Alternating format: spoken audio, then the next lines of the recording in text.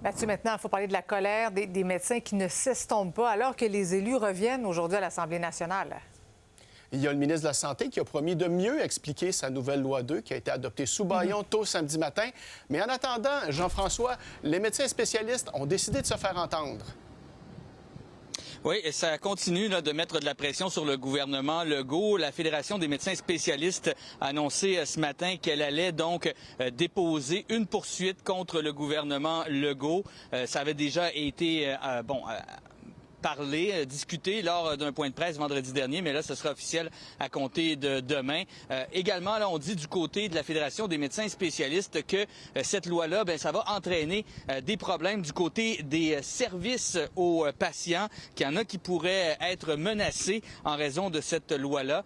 Et également, on ne veut plus non plus négocier avec le ministre de la Santé, Christian Dubé. Ça, il l'a répété, le docteur Vincent Oliva, à plusieurs reprises au cours de cette conférence de presse, mais surtout, on sent de la crainte du côté des médecins, des craintes de parler. On peut l'écouter. Ce qui m'inquiète, c'est le climat que le gouvernement est en train d'instaurer, la peur. J'ai un chef de département qui est venu me voir hier, qui m'a dit « On a-tu le droit de se parler entre nous? J'ai-tu le droit de parler à d'autres chefs? » J'étais sur le derrière. Les gens ont peur de se parler. C'est fou, là. Alors, si vous pensez que c'est des conditions gagnantes. Jean-François, on le voit sur les images, il y a beaucoup de médecins qui se sentent visiblement muselés. Décidé ce matin également de le démontrer et non de se faire entendre, évidemment, parce que ces manifestants avaient d'ailleurs du ruban gommé sur la bouche pour montrer à quel point ils étaient muselés. On sent vraiment la colère et que c'est pas près de se dissiper, cette colère-là, du côté des médecins. Je ne pensais jamais voir mes collègues dire à leurs enfants « N'allez pas en médecine, s'il vous plaît, faites autre chose ».